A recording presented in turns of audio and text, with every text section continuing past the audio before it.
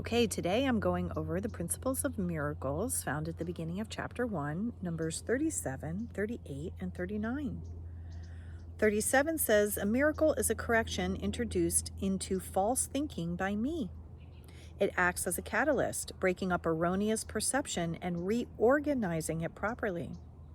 This places you under the atonement principle, where perception is healed. Until this has occurred, knowledge of the divine order is impossible." All right, what does this mean? A miracle is a correction introduced into false thinking by me. So the me is implied as Jesus. Doesn't need to be the person Jesus. However you like to think of it, whatever works best for you is fine.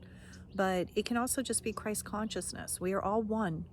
So everything that Jesus knew, we also know because we're all one. He is us and we are him, which is what he's trying to teach us.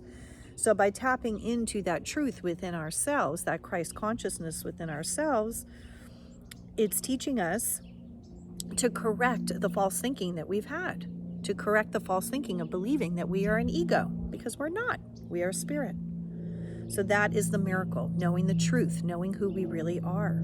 And that is what Jesus is here to teach us. It acts as a catalyst, breaking up erroneous perception and reorganizing it properly. So that means that a miracle is a catalyst that breaks up erroneous perception, meaning believing that we are an ego. It breaks that up. It says, no, that's not true. You are not an ego. You are spirit. And that's how we reorganize it properly, by understanding the truth of who and what we really are. It says this places you under the atonement principle, where perception is healed. So the atonement is another fancy word for knowing the truth, knowing that we are really just spirit, knowing that we are all innocent. So when we do that, when we understand the atonement, when we accept the atonement for ourselves and ourselves, that is how we are healed. Okay, that's what brings the healing, is accepting the atonement, accepting our innocence. Until this has occurred, knowledge of the divine order is impossible. So we can't understand or experience divine order until we are able to see ourselves and others through the eyes of spirit, through the eyes of correct, right-minded thinking. That is how we can experience divine order. Number 38 says, the Holy Spirit is the mechanism of miracles. He recognizes both God's creations and your illusions. He separates the true from the false by his ability to perceive totally rather than selectively. All right, so the Holy Spirit is the mechanism of principles. So let's talk about what the Holy Spirit is. The Holy Spirit is the bridge that connects ego thought system to spirit, miracle-minded, right-minded thought system, understanding who and what we really are. But because God is God, all-knowing source creation, and we never left God, we never left that home, we never left that consciousness, we just think we did.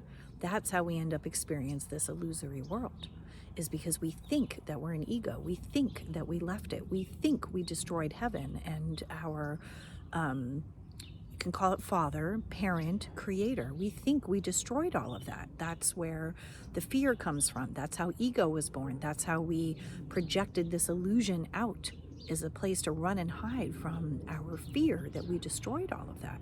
But it's not true. So Holy Spirit is here to remind us of that. It's to be that bridge between those two worlds. Because in God's world, God is not at all aware of us. God does not recognize the illusory world. Why? Because it's not real. It's not really here. Okay? God doesn't see it.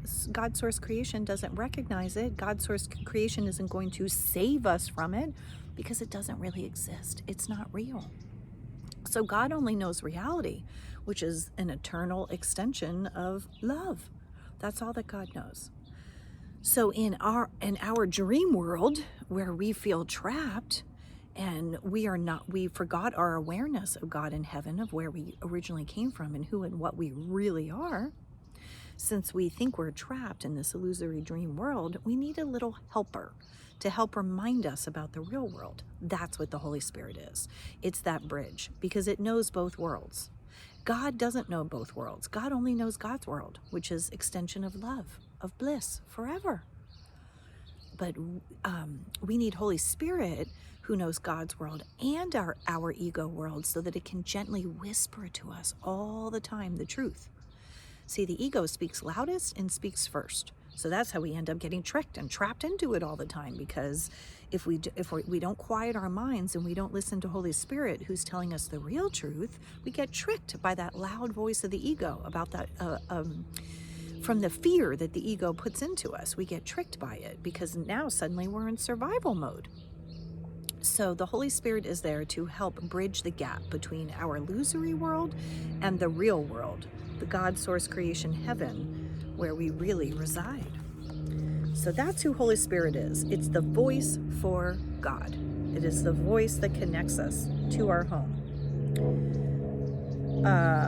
It's because it says he recognizes both God's creations and your illusions. Okay, that's Holy Spirit's special job, is to know both worlds, so that it can help remind us and gently whisper us to, hey, it's not real. Hey, you're not really this ego. Hey, nothing can ever harm you. Hey, your real home is over here with God in heaven. So Holy Spirit knows both worlds. That's why it is Holy Spirit's job to remind us by gently whispering in our ear that we don't need to invest in this world. We can come over here to the real world. That is the miracle. That is atonement. So that's Holy Spirit's job. It says he separates the true from the false by his ability to perceive totally rather than selectively. So these are fancy words that mean he separates true from false, okay? Because he can see in totality, he can see everything. He's not just selectively choosing the illusion like our ego mind is. He can see all of it, Holy Spirit. He, she, it, and don't worry about the pronouns. You can call it anything you want. It can see both worlds. And that's its special job. That's why it can see totally, okay? Because it sees both worlds. It sees everything that our mind thinks that it made, and it's there to help guide us home. Number 39 says, the miracle dissolves error because the Holy Spirit identifies error as false or unreal. This is the same as saying that by perceiving light, darkness automatically disappears. Okay. So the miracle dissolves error because the Holy Spirit identifies error as false or unreal. Okay, those are fancy words that simply mean that the Holy Spirit, calls bullshit on bullshit. The Holy Spirit knows that the ego world is an error, that it's false, that it's unreal. It says this is the same as saying that by perceiving light, darkness automatically disappears. And that's true. Light is much more powerful than darkness. Light has way more effect on us than darkness does.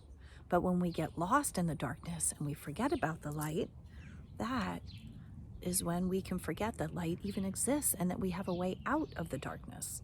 But if you're in a dark room, it only takes one little match, one little light on your phone to illuminate things. So all we need is a little bit of a willingness to see the light, and then boom, all of a sudden there's light and the darkness is dispelled. So just remember that when we feel lost in fear, anxiety, pain, hurt, sickness, any kind of loss, when we're feeling those things, all we have to do is have one little glimpse of truth, one little glimpse of light, and suddenly we come out of the dream and we remember truth, and it brings us a lot of peace. So I'm going to remind you of my forgiveness practice. There's many different ways that I say it to myself, but typically I will say something like, if there's something that's disturbing me, I forgive us both, or perhaps if many people are involved or many, things are involved, I forgive us all for what we've never really done. There is only innocence here. We are all innocent, and I go with Holy Spirit now. So I'll just say that to myself. Sometimes I'll remind myself, there's nobody out there. It's all just a projection of my own mind. So that helps me immediately pull myself out of the illusion, pull myself out of the darkness, because I've shined a little tiny light. And then once I see that light, now that light can grow, because I start to resonate with it, because it brings me relief and peace. So I say, ooh, I'd like more of that. And then I can continue to focus on the light. And if I forget and I go in the darkness, that's okay too, because all I have to do is remember again. We always have another moment to remember again. That's the holy instant.